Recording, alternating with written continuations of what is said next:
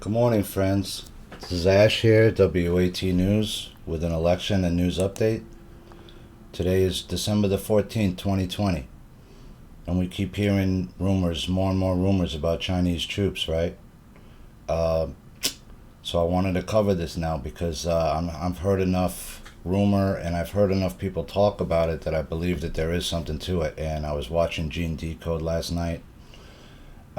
And Gene Decode is a Navy man of many years. I think he's over 20 years in the Navy, and he's a famous decoder. He's been decoding stuff about the DUMBs and giving out a lot of information. And according to Gene, he said he has confirmed some things that I had heard, especially about the Navy vessels on either coast, and he's confirmed that. And I also confirmed that through one website that tracks the fleet, so we're going to cover that in a little bit. I wanted to show this quick video, which is Chinese military-like soldiers train on Salt Spring Island in Canada. Salt Spring Island is on the west coast of Canada, and it's a small island between Canada and Vancouver. The island was initially inhabited by various Salishan peoples. And a rumor came out a while back that there were Chinese troops, and I saw this video. I wanted to play it now. It's not very long, but it's going to show Chinese troops moving along a roadside on the island of Salt Spring in Canada. So let's check it out.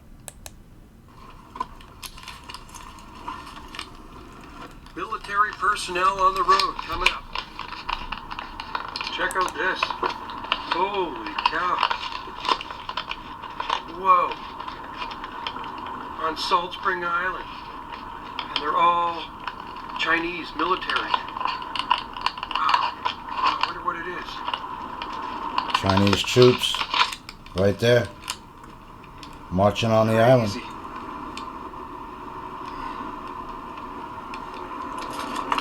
So, that's just one video. You could look for more, but that's just one thing. So I wanted to just show that. Let's see if we can, is there a date on that? March 21st, 2018. So, looks like there was troops on parts of Canada, at least in 2018, that we could see doing some kind of training. And I'm going to get back into that a little bit later. I just caught this article coming out of Gateway. Michigan attorney responsible for forensic examination of 16 Dominion machines gets threatening call from Michigan State Bar. Radical Michigan AG Nessel threatens, quote, Michigan lawyers supporting Trump. Joe Hoft. Gateway. So today at 8:30 a.m. in Michigan's 13th Circuit Court, Judge Kevin Eisenheimer will decide if he will allow constitutional attorney Matthew DePerno of the DePerno law firm to release the Kraken. At 5:30 p.m. on Friday, December 4th, Judge Eisenheimer granted permission to DePerno's client, William Bailey, and his team of IT experts to conduct a forensic study of the 16 Dominion voting machines, tabulators, thumb drives, related software, and the clerk's master tabulator used in the November elections in Antrim County, Michigan. In the judge's court order, the plaintiff, Mr. Bailey, was also granted the ability to conduct an independent investigation of the images they obtained in their examination. After 8 hours, the collection was complete with 16 CF cards similar to SIM cards, 16 thumb drives, and forensic images of the Dominion voting machines in hand. The IT team was escorted to the local Antrim County airport by 2 Antrim County sheriff vehicles, where they boarded their jet plane with evidence. Following morning, Mr. DePerno received a phone call from the Michigan State Bar warning him that they have opened an investigation into a case he tried over a year ago in Lapeer, Michigan. Mr. DePerno was told that the State Bar of Michigan had already requested over 6,000 pages of documents related to the case. According to Mr. DePerno, there has never been a single complaint filed about the case. He believes the phone call was simply an act of intimidation on the part of Michigan Attorney General Dana Nessel. DePerno expressed his concern about the timing of the call from the Michigan State Bar Office, telling him, "In light of the news that's breaking today, this seems very political to me," DePerno explained. "They're just digging for stuff." On December 9th, Matthew DePerno and his client, Mr. Bailey, waited patiently for the results of the forensic examination of the Dominion voting machines to arrive. While he was waiting for the results, Michigan's radical Attorney General Dana Nessel, who won her election after bragging she was the best candidate for the job because she didn't have a penis, added Michigan's far-left dishonest Secretary of State Jocelyn Benton to the lawsuit. So I'll have to see how this all plays out, guys. They're going to try to... Obviously, they're putting pressure on this gentleman. On December 10th, Friday, constitutional attorney Matthew DePerno, who is now in possession of the initial preliminary results of the forensic examination of the Dominion voting machine, 16 CV data cards and 16 thumb drives from the Dominion machines, filed an emergency order asking Judge Kevin Eisenheimer to lift the protective order prohibiting him from sharing the results of the inspection, calling it a matter of national security. We already know this. In his emergency order, DePerno argues that the protective order placed on sharing the results of the forensic exam was for the purposes of preventing the plaintiff from reverse engineering Dominion software for malicious purposes. DePerno argues that his plaintiff, Mr. Bailey, and his IT team have no intention of reverse engineering the software for malicious purposes. Mr. DePerno, at the public interest, weighs in favor of granting the plaintiff's preliminary injunction. He explains the court believes that confirming the accuracy, integrity, and security of the electoral process is a greater public interest at this juncture than the potential misuse of reverse engineering data. Yesterday afternoon, Matthew DePerno received word that 13th Circuit Court Judge Kevin Eisenheimer would hear his case. Curiously, DePerno, who filed the emergency motion, found out about the hearing when he saw an article published by the far-left Detroit Free Press at 2:13 p.m. DePerno then received an email from Antrim County Attorney Haider Kazim at 2:50 p.m. and received notice directly from the court at 3:02 p.m. According to DePerno, the hearing will take place at 8:30 Monday. Today, Michigan's Radical Attorney General Dana Nessel tweeted a warning shot directly, specifically at lawyers who practice in Michigan, letting them know their oath prevents them from filing unjust and or frivolous actions or from misleading the court. So you can see they're putting a lot of pressure on this gentleman. He's trying to get the information out, and of course they're going to pressure him the whole way, so we'll have to watch this play out. I just wanted to cover this real quick. President Trump quietly issued another executive order, this one concerning the military. And we heard last week that President issued an EO concerning Christmas Eve, but there was another EO concerning the military that he also sneaked through. President Trump's executive orders have been in the news lately. One EO relates to foreign interference in the elections, which was renewed in September after being issued first in September 2018. This EO mandates that the DNI, currently John Ratcliffe, produce a report on foreign intervention in the 2020 election within 45 days of the election. This equates to December the 18th, and we talked about that. Waiting on that, 4 more days. Another EO issued by President Trump related to Christmas Eve. This year, the president is giving all U.S. government employees Christmas Eve off as a holiday. This holiday went to all employees of the government except those related to national security, defense, or other public need. This also makes the holiday weekend a 4-day weekend instead of 3. So are they going to make a move over that weekend? Are they going to secure everything? Are they going to move in troops? We'll have to see, right? We're basically, as far as I can tell, we're on a war footing right now. If you have massive Navy presence on both your coasts, and you have rumors circulating for the last couple of years that there's Canadian Chinese troops up in Canada training possibly, then I think you'd be on top of that, right? So I think Trump knows exactly everything that was going on, and if those troops were on that island, then I'm pretty sure Trump knew about it, or someone in the military did. So this says that the heads of executive departments and agencies may determine that certain offices and installations of their organizations or parts thereof must remain open, and that certain employees must report for duty. So it's making a long weekend, right? Let's see what goes on with that. Another EO that was signed a couple of days ago on the 10th related to succession of the military. This EO lists the order of succession of the military should the Secretary of Defense die, resign, or be unable to perform his duties. The one notable in this EO is that the chairman of the Joint Chiefs of Staff, General Mark Milley, is not on this list. So it looks like they changed the succession order for some reason, and they removed. They changed the executive order on the succession with the Department of Defense for some reason. So maybe Trump's shuffling this around and putting more loyal people in places that he needs them right now. We're not sure, right? So we'll see how that all plays out. Little Gates here. We've uncovered that Bill Gates was connected to Smartmatic, the voting machine application company connected to Soros, much earlier than previously known. Microsoft gave Smartmatic an award way back in 2000. Now the question is going to be, did they do this before the election? Right? The one in question with the Chads and Bush v. Gore? Was Smartmatic involved in that?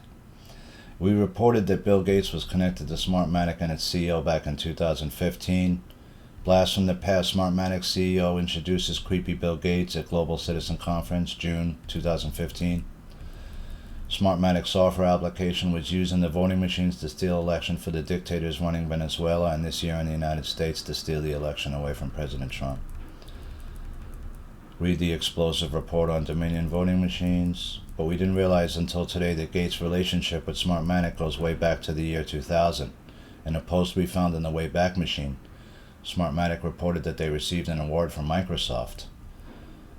Unsurprisingly, Smartmatic products have already garnered distinctions and accolades within the industry. In the June 2000, Smartmatic took part in the Microsoft Fusion 2000 conference.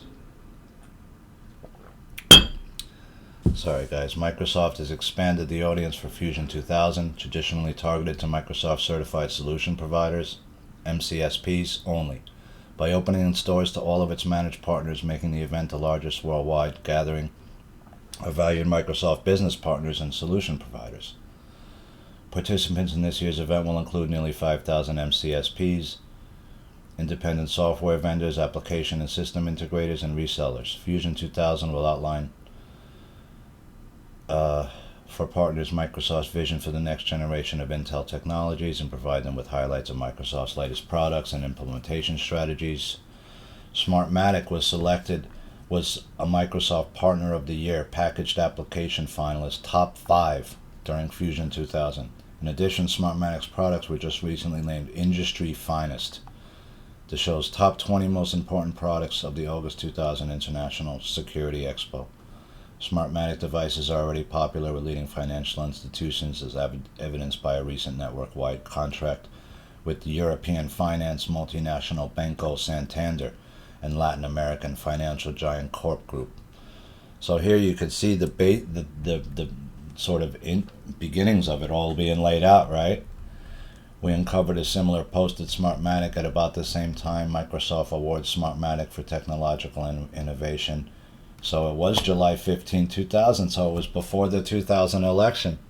You know, now this is all. Now we're headed into new territory, right? Because we didn't know of this previous relationship. Now with Smartmatic involved in our elections way before we ever realized, we're gonna have to wait and see how everything plays out. We can see here though that they have a relationship. About Smartmatic, here's what was noted at the bottom of the press release. Smartmatic is a multinational company that specializes in the design and end-to-end deployment of complex purpose-specific technology solutions with an unsurpassed technology base, continuous innovation and quality in processes and results. Smartmatic is organized around 3 business areas: electronic voting systems, intelligent and integrated security systems for large enterprises and governments, and advanced solutions for people registration and authentication for a wide range of government applications. Smartmatic is a privately held company with offices in the U.S., Mexico, Venezuela, Barbados, Spain, Philippines, and Taiwan. So that's that. Well, now we know that Smartmatic was connected with Bill Gates way back before we ever knew. Way back before the 2000 election. That's going to be something that people are going to be looking into a lot more. Did Smartmatic affect the 2000 election? Was the rig-in on that one? Was the whole Chads thing just a staged event to make us think we had a fair election process when it was being rigged even back then? We'll have to wait and see. Alright guys, now getting to the big story, right? As you saw Actually, I scooped a lot of newspapers with that last night. I still don't see the New York Post reporting on it. There's nothing in the Post on this on the leaks. There's nothing in most of the mainstream about it. So we're going to just report about it ourselves because we are the news now ourselves, right? We don't need mainstream news to tell us the news. We are the news. Leaked files expose mass infiltration of UK firms by Chinese Communist Party, including AstraZeneca, Rolls-Royce, HSBC, and Jaguar Land Rover. I also heard that Pfizer is also infiltrated. Now, if you remember, who's bringing you the virus, the antidotes for these viruses, right? The cures. Well, one of them is AstraZeneca, right? The other one is Pfizer, correct? So now if Pfizer has been, now think about that for a second, because who released the virus on us, right? According to everybody that's telling us, it's China, right? Well, if China released the virus on us knowingly on the world and has also infiltrated two of the major drug manufacturers that are producing the vaccine for that virus, that's a big deal. I also had heard that Boeing has employees, like I was saying yesterday. Now, if Boeing has employees, you have an even bigger problem because Boeing is a major producer of weaponry, planes, and all kinds of different things, right, for your military. And if you have Chinese agents possibly involved in there, have they been stealing Boeing's drawings and technical stuff for years? We don't know that yet. You can see they're also an HSBC bank, which we have a connection to. You know, China HSBC has a huge presence over there. Jaguar Land Rover, you know, so are they stealing technical data from like big companies like Rolls-Royce, Jaguar, Land Rover? We don't know that yet, but we obviously can see that these people have been in these companies, right? Loyal members of the Chinese Communist Party are working in British consulates, universities, and for some of the UK's leading companies, the Mail said on Sunday. An extraordinary leaked database of 1.95 million registered party members reveals how Beijing's malign influence stretches into almost every corner of British life, including defense firms, banks, and pharmaceutical giants. Most alarmingly, some of its members who swear a solemn oath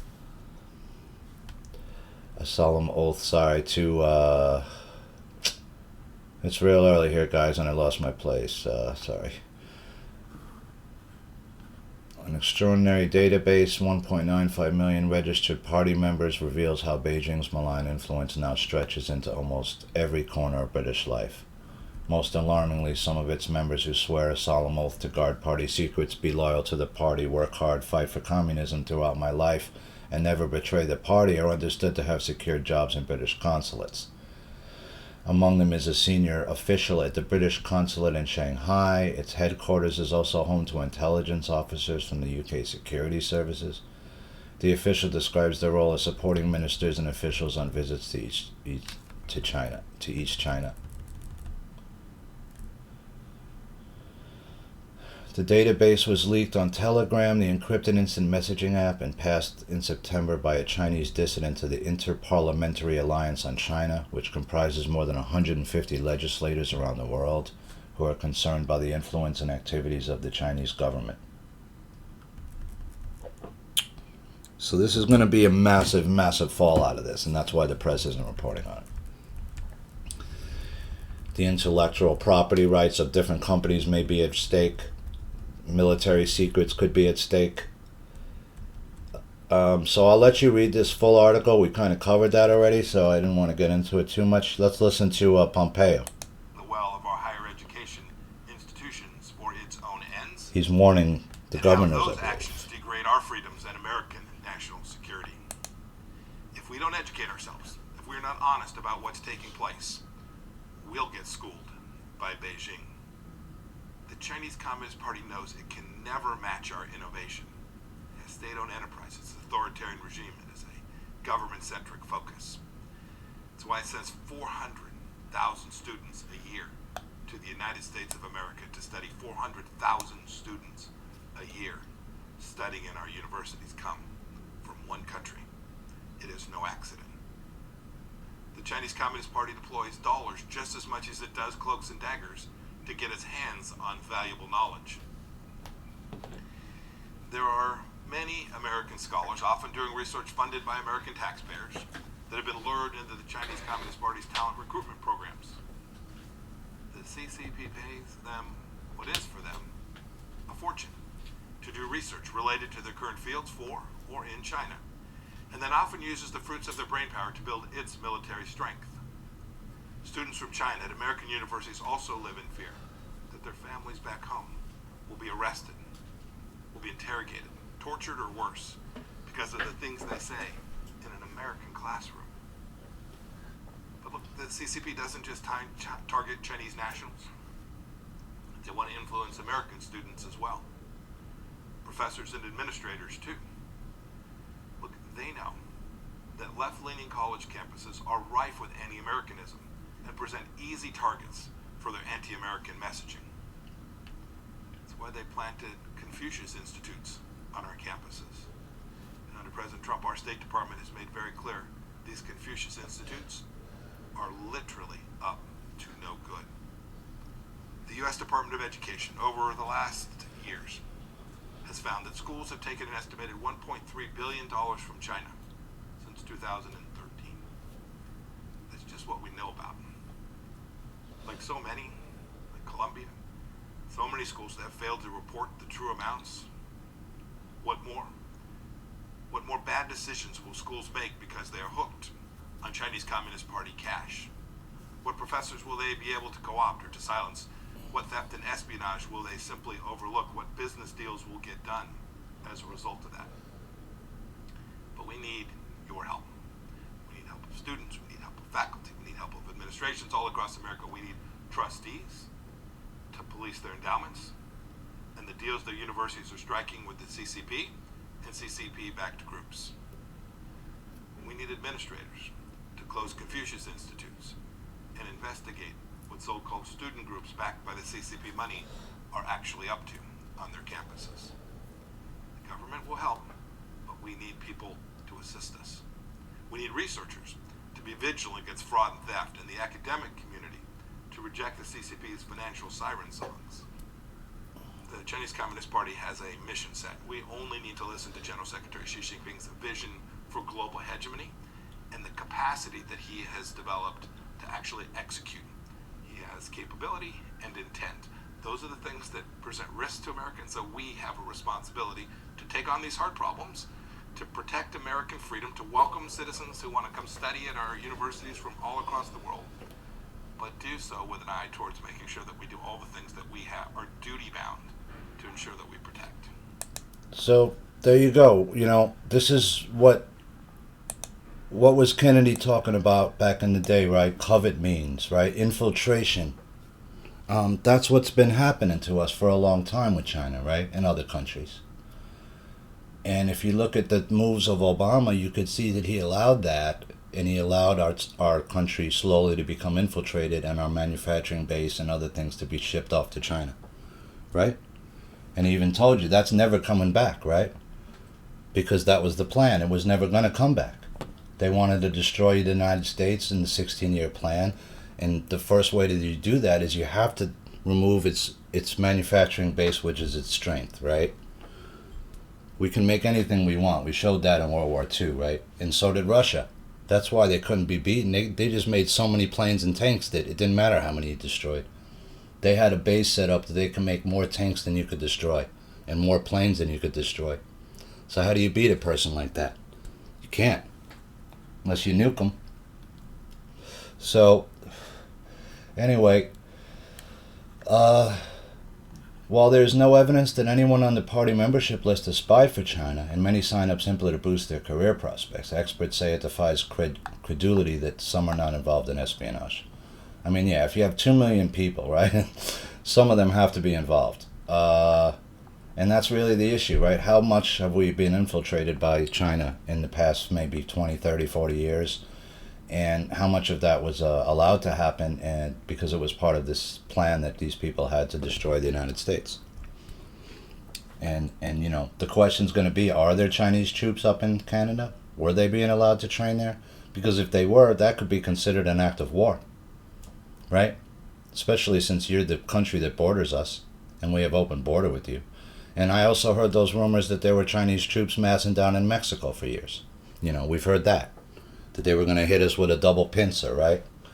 Coming from the north and coming from the south, and then maybe somebody coming into, Antarctica or Alaska, I mean, the Russians hitting us from that. That was the one. I remember people talking about that a lot, but that never came to pass. Now, the question is, were there 50,000 troops in the Dome? Did they get killed? We don't know that, right? How could we know it? No one's going to report that.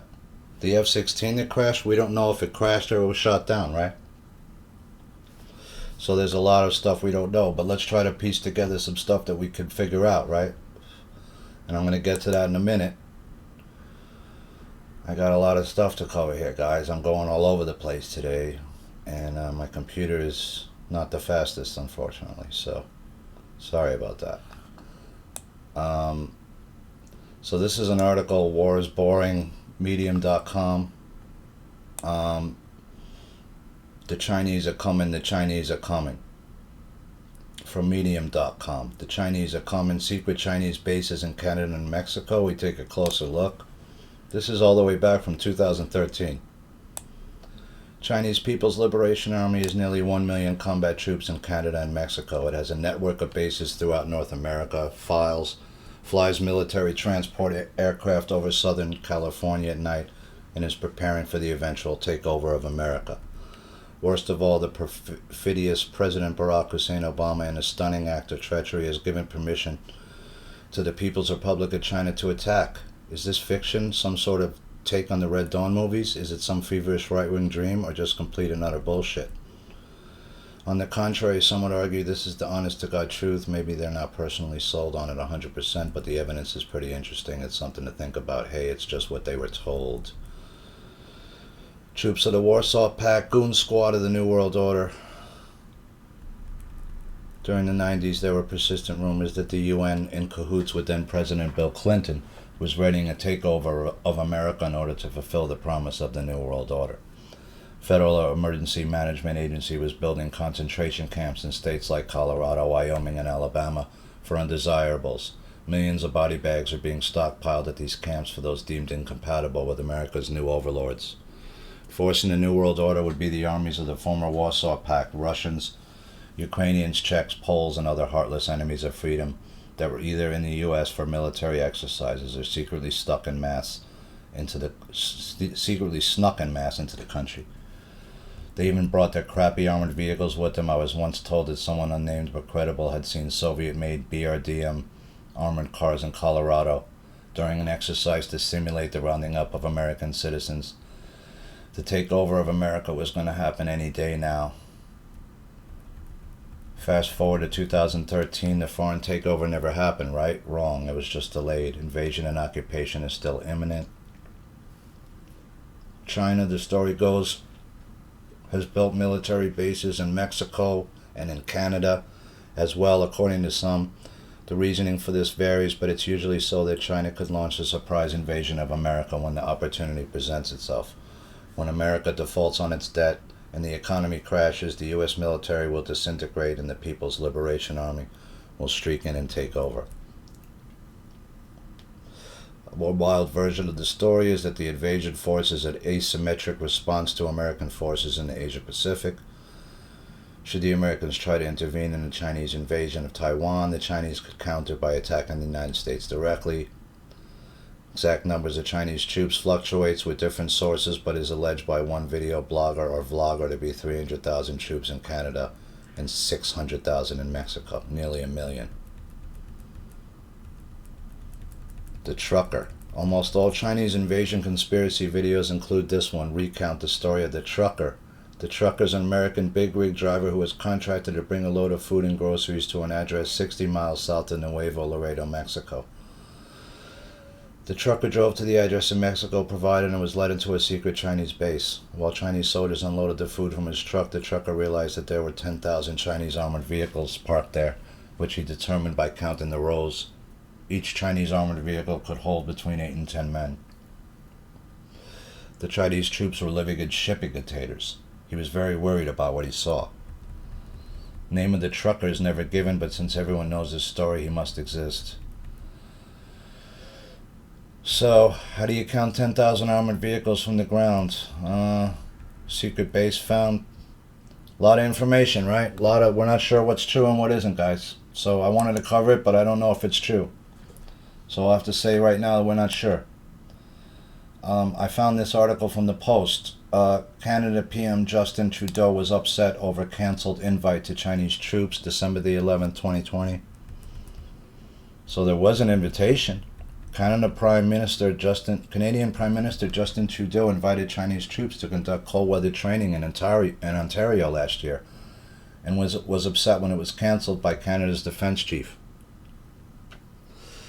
So we don't know that was cancelled, right? They said it was, but what if it wasn't? And then they snuck them in, right? We don't know. Canadian media outlets The Globe and Mail and Rebel Media this week published excerpts from secret government documents about the exercises, which were supposed to take place in 2019. The training with China's People's Liberation Army was cancelled by Chief of Defense Staff Jonathan Vance amid concerns that Beijing could use the trip to glean information from Canada, according to the outlets which cited the memos. But Trudeau worried the cancellation would appear to be retaliation over China's detention of two Canadian citizens, Michael Spavor and Michael Kovrig, after Canada arrested Meng Wanzhou, an executive of Chinese electronics and communications giant Huawei. The memo showed that Trudeau insisted that Chinese officials be let down gently, the Daily Mail reported. Ezra Levant, founder of conservative website Rebel News, also claimed the PLA was sending spies, not just soldiers, to Canada. It is a shock to Canadians that cold weather warfare you are referring to is just one of 18 different joint projects the Canadian Armed Forces had with the People's Liberation Army in 2019 alone, Levant told Fox News' Tucker Carlson on Thursday. So that's kind of concerning, isn't it? Someone who's your ally has got 18 different joint projects with the People's Liberation Army. Canada is training 1- and 2-star Chinese generals in our war colleges, training lieutenants and majors, commanders, he said. We're sending Canadians over to China. We're bringing Chinese. I think they are not just soldiers. I think they're spies as well to Canada. And I don't know a single person in this country knew about it, Levant added on Fox News. Documents also reveal that the U.S. issued warnings to Canada about the risk of holding military exercises with China, Levant said, but they were ignored. In these memos, you can see the Trump administration warned Canada that this winter warfare training would transfer knowledge to China that could be used, he told Carlson, and when the Canadian military said our American allies or our allies are concerned about this, Trudeau's staff pushed back and said, is this just the Trump administration or is anyone else worried about it, Levant added. Canada's in deep trouble, man. Let me tell you. I mean, from what I'm seeing, I mean, this could be considered an act of war. We could retaliate with all kinds of stuff. We could do sanctions against them. We could move military up to their border. We could even go into their country if we really wanted to. I mean, if we think that you're pushing troops into our country through your country, that's an act of war. So we'll have to see how that plays out, guys. So here's the fleet tracker. I wanted to look at this. I saw some other people checking it out, so this is an update of some of our naval positionings as of December the 7th, and I'm sure that these have changed a bit, but as you can see, on the west coast of the United States, we have the USS Carl Vinson, the USS Essex, and the Theodore Roosevelt. And some of these are not just one ship, by the way, as Gene Decode was talking about. And I would definitely say you should follow Gene Decode. He sometimes appears on Linda Paris, Deplorable McAllister's show, and he also is on Kirsten W.'s show sometimes, and he does he shows up and he has done some decodes about what's going on with the DUMBs and how much of the DUMBs are cleared out. And it appears that the majority of the DUMBs in the United States are now clear, and they're still clearing out other parts of the world, but it looks like it's getting towards the end stage of all that. Not completely finished from what I'm hearing, but I'd say maybe over 70% or 50-60% done on the world, so that's good news. So it appears the Nimitz is over in this area here, and we got China sort of boxed in. We got stuff all around them, And we're also got stuff on the East Coast with the Dwight D. Eisenhower, the Gerald Ford, and the Iwo Jima down in the southern part, off the southern part of the East Coast, it looks like. So what Trump did was he pulled our troops back into a defensive position. I've also heard of, through Monkey Works and other people, that there's massive troop movements going on in the middle of the country, in Nevada especially. So we have troop movements all over the country. And, why is that, right? Are we worried about getting invaded, or is it just that Trump is repositioning our assets to make sure that we're safe, and that if there is something going on in China, that we have plenty of troops to, in that theater of operation, that we can move them up quick to the northern border or the southern border, depending on whatever we need, right? I'm not too worried about it. I'm not worried about Mexico, that's for sure, and I'm not worried about Canada. So let's just, we'll leave that there. It looks like we definitely are. I mean, if you want to just say that we have ships on either coast, yeah. I mean, it looks like we do. So that's that. I just want to cover the post real quick, because as you notice, there's nothing in here about anything, with not even about the CCP spies in country in different companies, right? We got the photo. There was somebody started shooting outside the church. He just shot his gun off in the air and he was killed. So, rabbit disease. We have nothing here. They're covering the Cuomo sexual harassment suit. That's about it. Nothing about anything going on with. Also, by the way, I saw this. Foreign-backed hackers cracked U.S. Treasury. So I just wanted to show that they're not really talking about anything with the recount. They're not talking about not the recount. Sorry, with the election, and they're not covering it at all. So I just wanted to show that. This is something from National File. I'm not too familiar with this page. I was just trying to find anything on Pfizer being connected with the Chinese Communist leak, and I did find this. Chinese Communist Party members employed at Boeing, HSBC, Airbus, Pfizer, AstraZeneca, more. Multiple international news outlets today have confirmed the existence of a list of nearly 2 million Chinese Communist Party members that contains many hundreds of thousands of names of individuals who live and work in the West, including at top defense contractors, medical research and supply companies, financial institutions, and other critical roles throughout the United Kingdom and the United States. In the United Kingdom and potentially the U.S., the Daily Mail confirmed that Rolls-Royce, HSBC, Jaguar Land Rover, Boeing, Airbus, French defense contractor Thales, HSBC, Standard Chartier, Pfizer, AstraZeneca, and GlaxoSmithKline are all employee members of the CCP. So that's like a huge amount of the drug makers right there are compromised, possibly, right? You have not just AstraZeneca and Pfizer who are making the antivirus stuff and the vaccine, but you also have GlaxoSmithKline, which is a huge, huge company. Meanwhile, the Australian confirmed that the Australia and New Zealand Banking Corp, ANZ, second largest bank in Australia, has at least 23 CCP employees. Interestingly, ANZ told the Australian that it does not prohibit its employees from joining political parties or groups, despite the CCP requiring its members to swear loyalty to the Communist Party and its leadership and be willing to give their life for the party. The list was extricated from a Shanghai server by Chinese dissidents and whistleblowers in April 2016. Why did they sit on this for so long? That's the thing I don't understand. I guess they were trying to vet it and stuff, but wow, you could have released this a long time ago. Why'd you wait so long? Anyway, the list was extracted in April of 2016 and was then leaked in mid-September to the newly formed international bipartisan group, the Inter-Parliamentary Alliance on China, who then provided it to the Australian. This could even be like a CIA leak, really, right? This could be from like high up, and then they just leaked it out now, and they wanted it to come out now, because obviously they knew about this information. How about this? Brian Kemp gave Dominion a $107 million contract after meeting Chinese consul. Boom. We got you.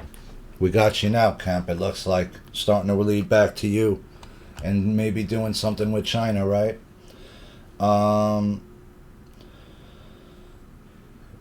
So this comes after documents leaked to Rebel News in Canada confirm the existence of Chinese People's Liberation Army troops in Canada,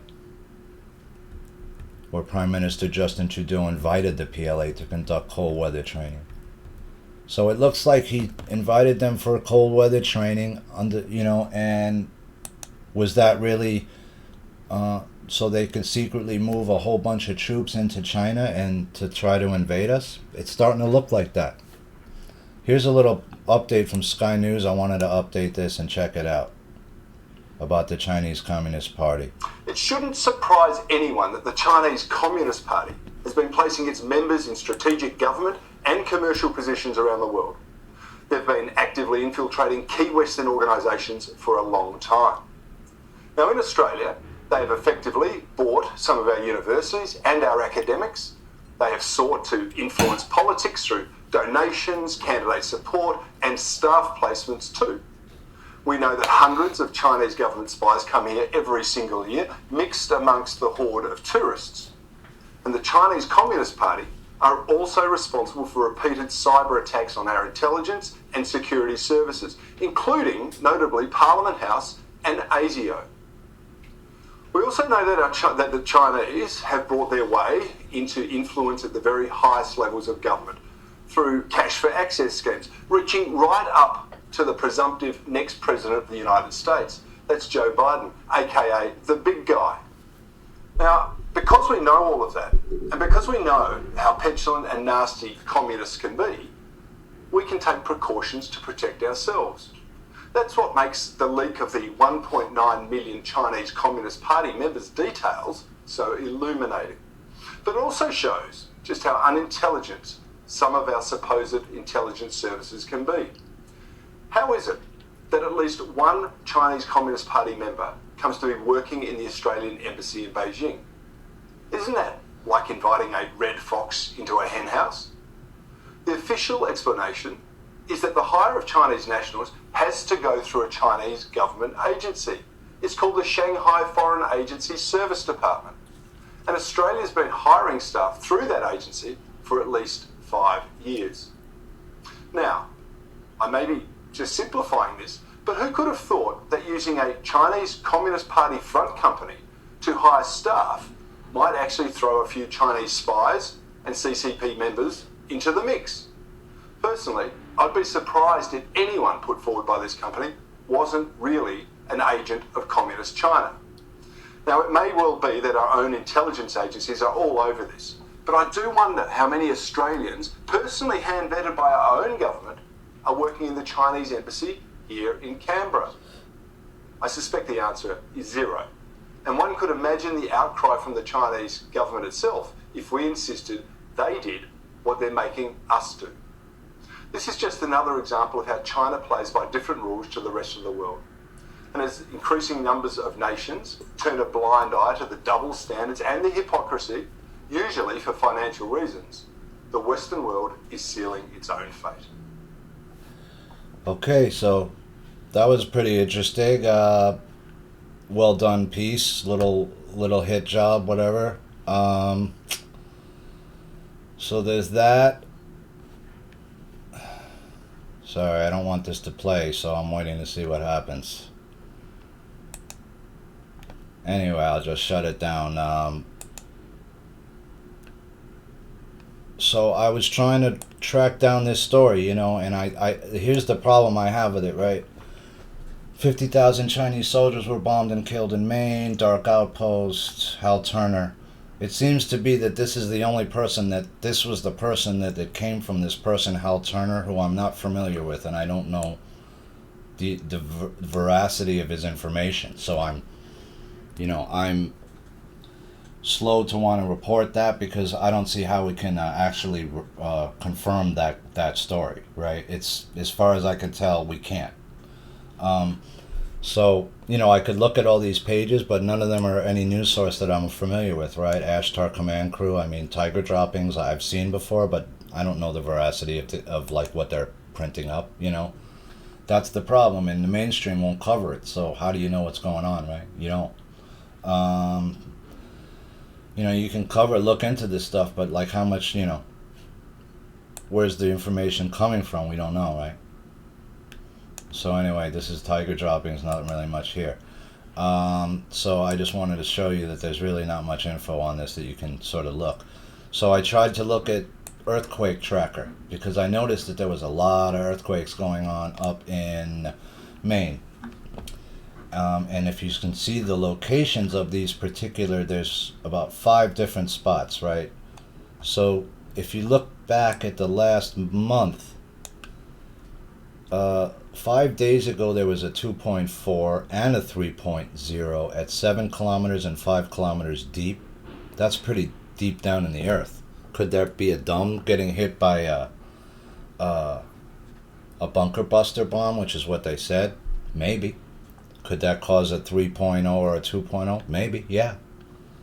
I remember when the World Trade Center fell down and I was like 10 blocks away watching it. And when I got home, I remember like a couple days later, they said that when the Trade Center fell, it was like a 2.0 earthquake, basically the same kind of energy. So, you know, could a bunker buster bomb that's a huge piece of rocket that goes deep into the earth and then explodes at a certain depth, could that do a 2 or 3.0 magnitude? Maybe. We're not sure, but maybe. The other thing that's interesting is there's a lot of earthquakes going up here. 2 months ago, there was a 1.8. 22 days ago, a 2.3. 5 days ago, there were 2. 4 months ago, and when I looked at this the other, like you can see, 5 months, there's a bunch of them together at 4, 5, 6 kilometers. They're all at the same depth, 4, 5, 6, 7 kilometers deep, except this one, which was 10 kilometers deep. Now, this is a river that whatever this area is very close to the the Gulf and the ocean, right? So could you get some troops in that way? Maybe. But I'm looking over here more because I was trying to think if you were gonna put a dome somewhere and you wanted to get troops near the United States border, where would you put a dome, right? Well, how about here? I mean, we're right near the border, right? Here's the border. And this is a mountainous area, which is called the Blue Mountains, and over here you have the White Mountains, and over here you have the Green Mountains. So this is a very wild area which is rough terrain, all kinds of mountainous areas. And how easy would it be to drill a dome into the bottom of through one of these mountains, right? Come out the other side somewhere, something like that. So I'm thinking that if they're using some kind of weapon to hit these areas because they knew that these troops were there for a while, then maybe that's what they're doing, because we know that we can make earthquakes now wherever we want, basically. So I noticed there's a bunch of, they were centered over here too. Now here's the border again, so anywhere, this is Vermont, of course, but we don't know, like, is there a dome somewhere up here? Are they trying to push troops into our country? We just don't know that yet. And of course, the F-16 that got shot down was, of course, they said that was just a crash. And we don't know if that's true or not yet, right? So, saw this article also, small earthquake shake border of Maine, Canada. St. John's River marks the border between Canada and the U.S. I mean, if I was going to put a dome somewhere where I wanted to invade the United States, I'd put it somewhere over here. Right? So I have the least amount of distance to travel to get into the United States. And did they do it under the river? Maybe. I mean, we know they can create dome systems under the ocean, so why couldn't they do one under a river? That's not too hard. So we don't know anything about that yet. Just wanted to cover this. It looks like Newsmax is turning. Biden soon president-elect as Trump vows it's not over. By the way, Newsmax gave to the Clinton Foundation. You can go look it up. They're on the Clinton Foundation donor list. So is Trump, by the way. Everybody was giving to that thing. Trump should ask for his money back. Maybe he just did it as a joke, right? He knew what it was and he just said, I'll give you some money. Who knows, right?